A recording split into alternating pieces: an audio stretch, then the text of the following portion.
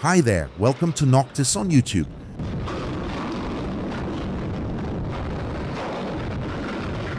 Have you ever imagined an unusual sight where 1,000 subway cars from New York lie at the bottom of the sea? Then, from these cars, beautiful artificial coral reefs are formed. It may sound nonsensical. However, this crazy idea was proposed as a solution to several problems at once.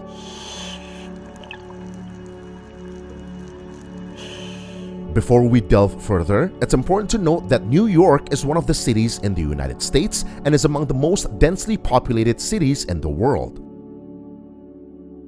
Its density and high level of activity necessitate a transportation system capable of carrying many passengers quickly. Hence, the subway was created as a public transportation system with numerous lines.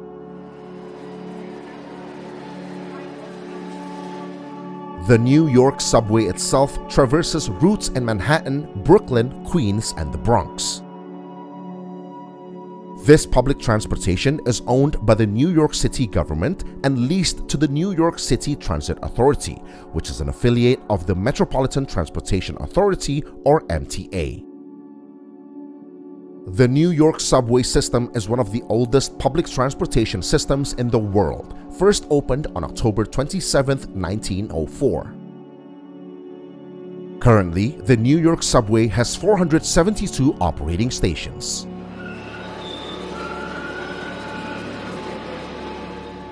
This public transportation system has operated 24/7 every day throughout its history, except in emergencies and disasters. The average speed of these trains reaches 17.4 miles per hour, or about 28 kilometers per hour. Meanwhile, its maximum speed reaches 55 miles per hour, or 89 kilometers per hour.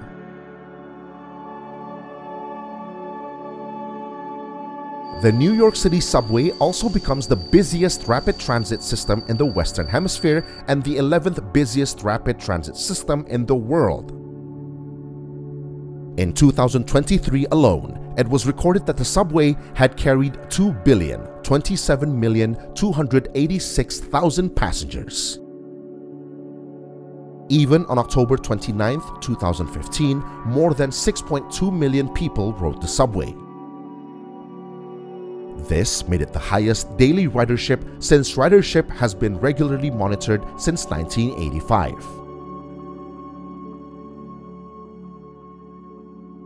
However, like everything else, when a subway train is deemed old and no longer fit for operation, it must be retired. There's a unique way the MTA handles these New York City subway cars, by sinking them into the ocean.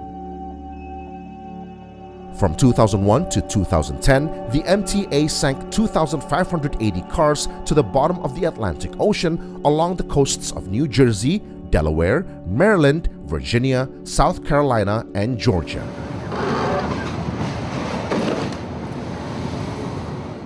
However, the idea of using subway cars as artificial reefs was first proposed in the 1990s by an environmentalist named Jack Moyer.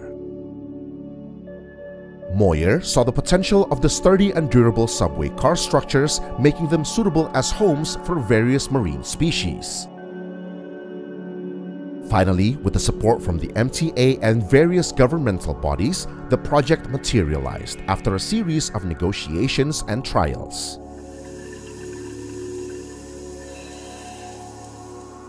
This project is remarkable as it aims to create artificial coral reefs that can serve as habitats for marine life.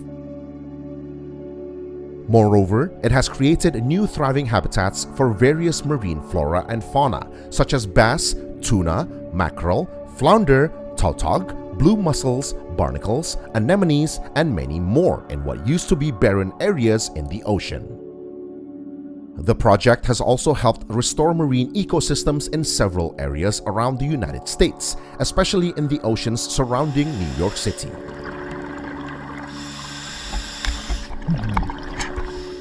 Before being sunk to the ocean floor, these subway cars must undergo a rigorous preparation process at the 207th Street Overhaul Shop in Inwood, Manhattan.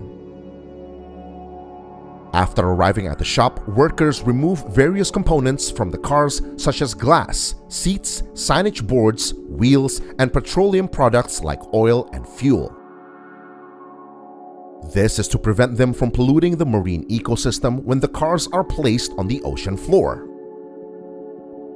What remains are the car frames, approximately 15.5 meters long and 2.7 meters wide. Window and door holes are intentionally left open to allow seawater to flow through the cars. After the dismantling and cleaning process is completed, the next step is to transport these cars using barges through the Harlem River to the sinking locations along the Atlantic coast. The cars are sunk in groups, each containing 30 units. Due to their large size and heavy weight, it's uncertain how the cars will land on the ocean floor. Sometimes one car's end might collide with another. In a short time, the metal surfaces of these subway cars become ideal new homes for various marine organisms. These cars are also covered with seaweed and coral reefs consisting of 30 to 40 invertebrate species, shrimps, crabs, and marine worms. Their presence has provided abundant food sources for the fish inside. It's estimated that the food around these artificial reefs is 400 times more plentiful than the sandy seabed around them. This is highly beneficial, especially for slow-moving fish that struggle to find shelter.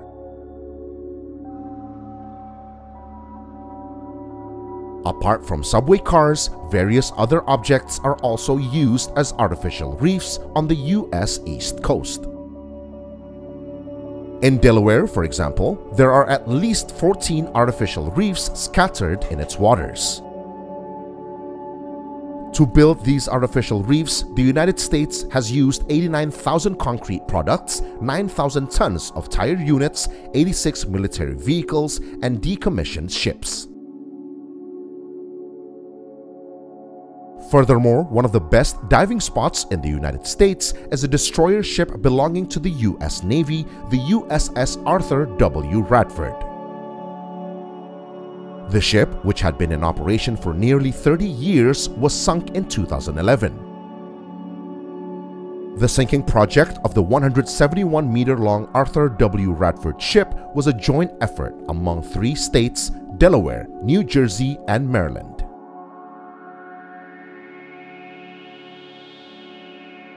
The existence of these artificial reefs from subway cars play a crucial role, especially amid the threat of climate change damaging natural coral reefs.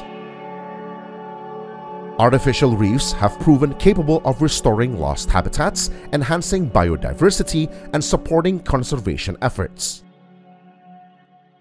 However, the construction of artificial reefs must consider various important factors such as size, proper placement locations, and most importantly, the selection of environmentally friendly materials.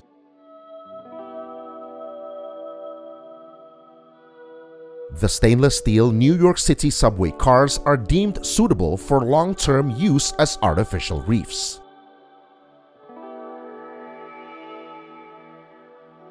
Unfortunately, many also believe that this project will have negative impacts on the environment. Some cars, especially those made of stainless steel, are more susceptible to corrosion than previously estimated. Different water conditions at each sinking location also affect the cars' durability.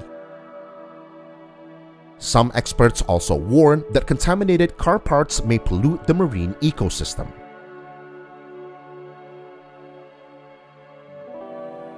Despite this, many remain optimistic about the future of these artificial reefs. Over time, these subway cars will become more integrated with their surrounding ecosystems.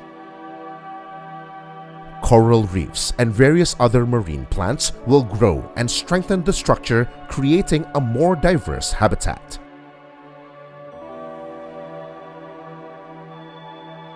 Although these subway cars are no longer in operation as public transportation carrying millions of passengers, their sinking into the ocean will become underwater monuments capable of maintaining the balance of marine ecosystems and likely becoming a new destination for divers in the future.